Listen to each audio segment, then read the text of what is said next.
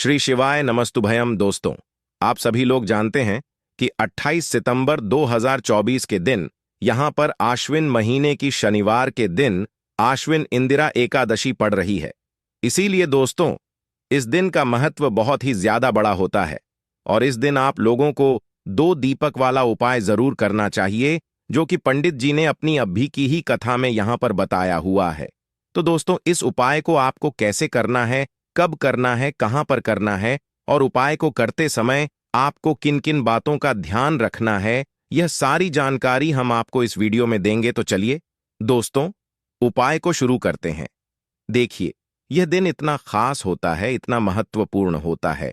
देखा गया है कभी कभी बड़े बड़े पूजा पाठ अनुष्ठान से जो मनोकामना पूर्ण नहीं होती है, वह 28 सितंबर आश्विन इंदिरा एकादशी के दिन एक छोटे से उपाय करने से ही आपकी मनोकामना पूर्ण हो जाती है।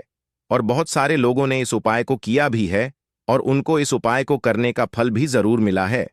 अगर आप लोग भी इस उपाय को 28 सितंबर 2024 आश्विन इंदिरा एकादशी के दिन करना चाहते हैं, तो आप इस उपाय को पहले अच्छे से समझ लेना, सुन लेना, उसके बाद करना। आपको इस उपाय का फल जरूर मिलेगा और इस उपाय को करने से आपके घर में चाहे किसी भी प्रकार की दुख और समस्या क्यों ना चल रही हो, आपको उसका कारण भी नहीं पता है कि भाई यह समस्या किस कारण से चल रही है, उसका कुछ भी कारण हो सकता है।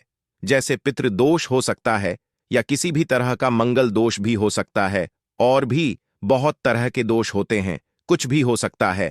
पर आपको इस उपाय को करने के लिए अपने दोष को पता लगाने की भी जरूरत नहीं है। 28 सितंबर इंदिरा एकादशी के दिन इस 2 दीपक वाला उपाय को आप लोगों को कर लेना है। दोस्तों, अब हम समझते हैं इस वाले उपाय को हमें करना किस समय है। तो सबसे पहली बात दोस्तों, हम समझते हैं कि यह 2 दीपक वाला उपाय करना किसको है। तो देखिए, यहां पर सीधी सी बात है कि यह 2 दीपक वाला जो उपाय है, यह किस लिए किया जा रहा है। यह मनोकामना को पूर्ण करने के लिए किया जा रहा है, या आपके जीवन में जो दुख और परेशानियां हैं उनको दूर करने के लिए किया जा रहा है, या आपका कोई बड़ा काम है जो कि नहीं हो पा रहा है, आप उसके लिए इस उपाय को कर सकते हो। तो सीधी सी बात यह है कि आप अपनी किसी भी प्रकार की मनोकामना के लिए इस वाले उपाय को कर सकते हो। तो यह उपाय वह व्यक्ति कर सकता है जिस व्यक्ति को अपनी किसी भी प्रकार की मनोकामना भगवान विष्णु जी और माता लक्ष्मी से पूर्ण करवानी हो।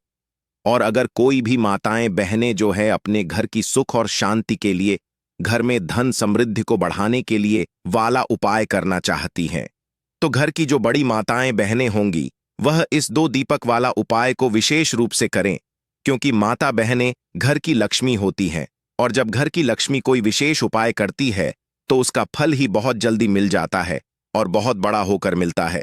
अन्यथा इस उपाय को कोई भी व्यक्ति कर सकता है, चाहे वह बड़ा हो, चाहे वह छोटा हो, चाहे वह बच्चा हो। जिस व्यक्ति को यह 2 दीपक वाला उपाय समझ आ गया, वह व्यक्ति इस 2 दीपक वाला उपाय को अजा एकादशी के दिन जरूर से करें, क्योंकि उसको इस उपाय को फल बहुत ही जल्दी मिल जाएगा। क्योंकि 28 सितंबर 2024 इंदिरा एकादशी के दिन भगवान विष्णु जी और माता लक्ष्मी जी बहुत आसानी से प्रसन्न हो जाते हैं। तो आइए अब हम समझते हैं कि इस 2 दीपक वाला उपाय को आपको करना कैसे है और इस उपाय को करने का जो समय है वह क्या है। तो देखिए, इस 28 सितंबर 2024 इंदिरा एकादशी के दिन किए जाने वाले यह 2 दीपक वाला उपाय जो उपाय है, यह मुख्य रूप से सुबह के समय होगा। किस समय होगा? सुबह के समय होगा। आपको कोशिश यही करनी है कि सुबह के समय हम इस 2 दीपक वाला उपाय को कर लें। पर किसी कारणवश अगर आप सुबह इस उपाय को न कर पाओ, आपको कहीं काम से जाना हो या किसी और काम की वजह से आप उपाय को न कर पाओ, तो आपके पास फिर दूसरा मौका रहेगा जो कि शाम के समय का रहेगा, प्रदोष काल का रहेगा।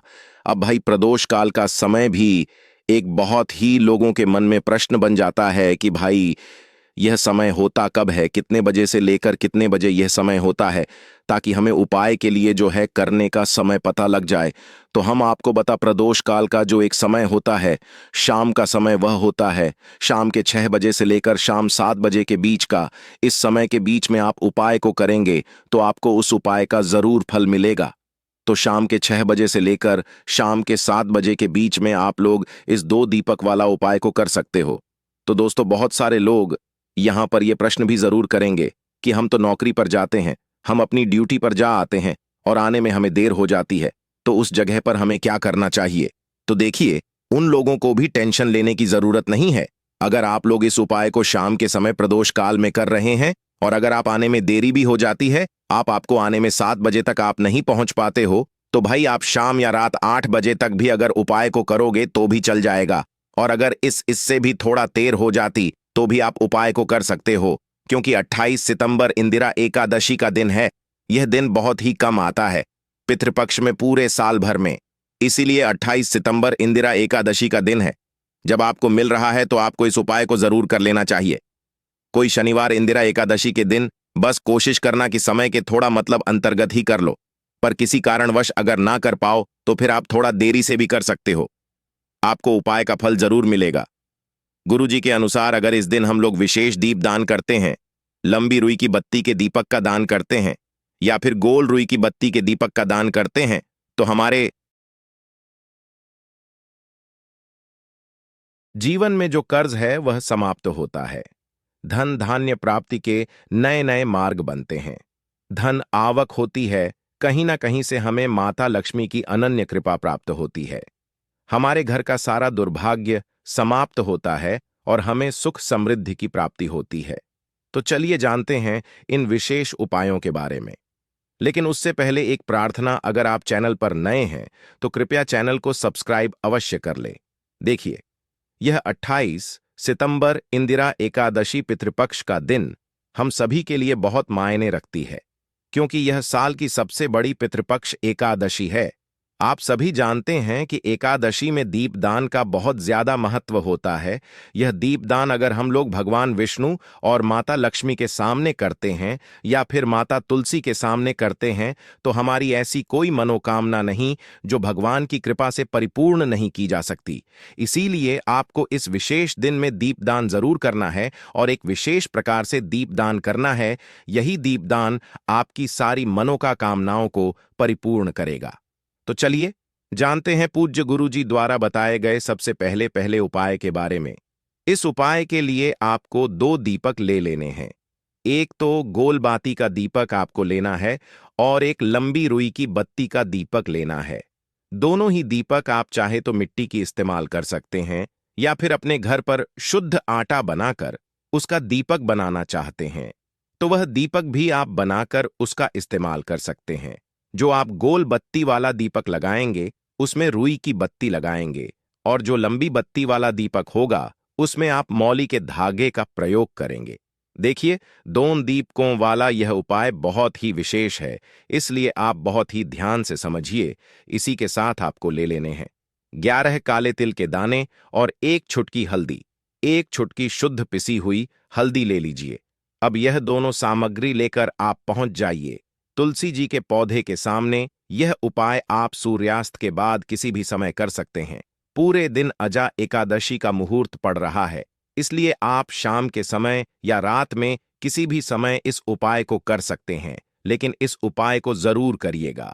देखिए, अब तुलसी जी के सामने पहुंचकर सबसे पहले आप जो गोल रोई की बत्ती वाला दीपक लेकर आए हैं उसे तुलसी जी के पौधे के नीचे प्रज्वलित कर दीजिए और 11 बार ओम नमो भगवते वासुदेवाय इस मंत्र का स्मरण कर लीजिए। और जो आप 11 काले तिल के दाने लेकर आए हैं उसे इसी दीपक में डाल दीजिए। देखिए, काले तिल के दाने भगवान विष्णु के पसीने से उत्पन्न हुए हैं और जब भी हम यह दीपक अजा एकादशी को प्रज्वलित करते हैं तो इससे हमारे कर्ज में हमें आराम मिलता है। हमारे जीवन में धन प्राप्ति के नए नए मार्ग बनते हैं। हमारा अगर कोई भी कार्य रुका हुआ है तो वह भगवान विष्णु की कृपा से परिपूर्ण हो जाता है, क्योंकि यह गोल रुई की बत्ती का दीपक हम लोग भगवान विष्णु के ही निमित्त लगाते हैं। इसके बाद आप जो लंबी बाती वाला दीपक लिए हैं उसको अपने घर में जो पूजा स्थान है वहां पर जो माता लक्ष्मी की फोटो है या प्रतिमा है या जो कुछ भी है उसके सामने आपको प्रज्वलित कर देना है। देखिए, आपने अभी माता लक्ष्मी की पूजा दिवाली में की होगी। अगर आपके पास माता रानी की कोई फोटो नहीं है तो माता लक्ष्मी की मूर्ति के सामने भी आप इस उपाय को कर सकते हैं।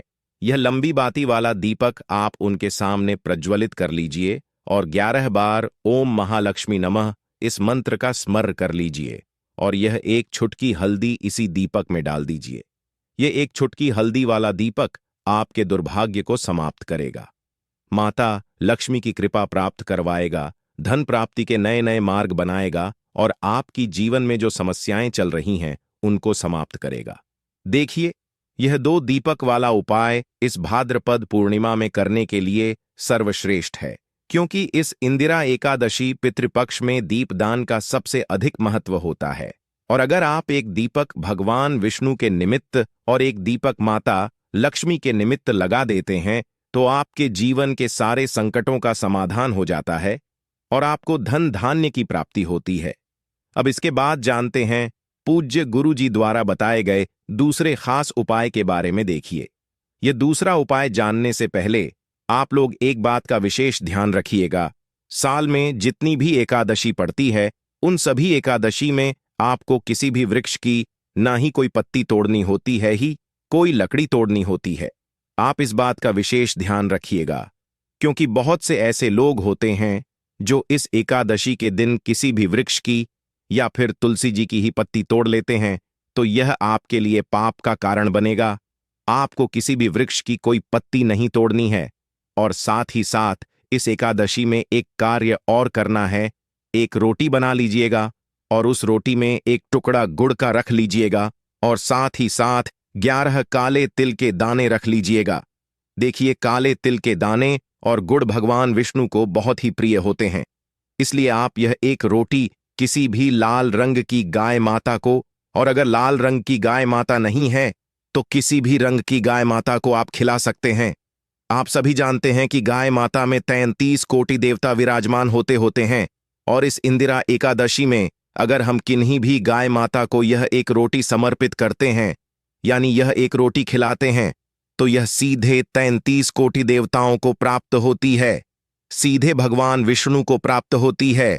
भगवान विष्णु इससे बहुत अधिक प्रसन्न होते हैं और हमारे दुर्भाग्य का अंत करते हैं।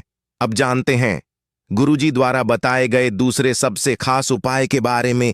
इस उपाय के लिए आपको एक चौमुखी दीपक ले लेना है। आश्विन मास में दीपदान का विशेष महत्व होता है, इसलिए इस उपाय को आप बहुत ही ध्यान से समझिए। यह उपाय आपकी रूठी हुई किस्मत को भी चमका देगा। देखिए, एक चौमुखी दीपक ले लीजिएगा। दीपक आप चाहे तो मिट्टी का इस्तेमाल कर सकते हैं या फिर आटे का बनाना चाहे तो आटे का भी दीपक आप बना सकते हैं। साथ ही साथ आपको लेना है थोड़े से काले तिल और एक चुटकी हल्दी।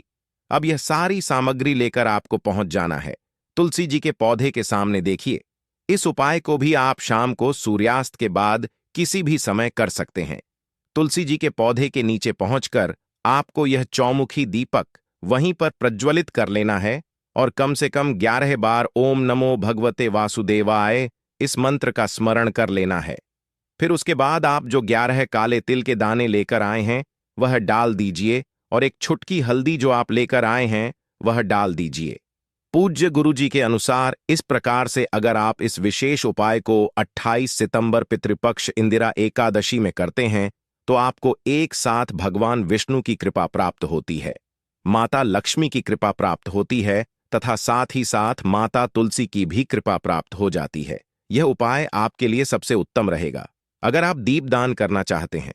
देखिए, पहला उपाय भी दीपदान के बारे में बताया गया था और यह उपाय भी दीपदान के बारे में बताया गया है, तो इन दोनों उपायों में से किसी भी एक उपाय को आप कर लीजिएगा, आपकी सोई हुई किस्मत भी चमक जाएगी।